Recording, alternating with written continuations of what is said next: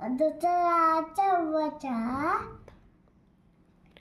ధర్మక్షేత్రే కురుక్షేత్రే సమాతయుత్తవ మామకా చైవ మాండకా చైవ కిమకుర్వత సంజయ.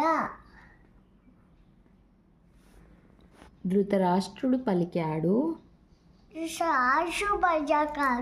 ఓ సంజయ, కురుక్షేత్రములోని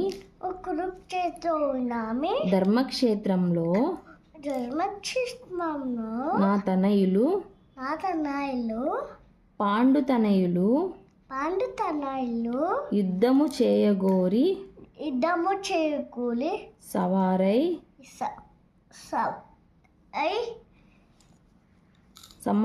సమకూడిన తరువాత ఏమి చేశారు?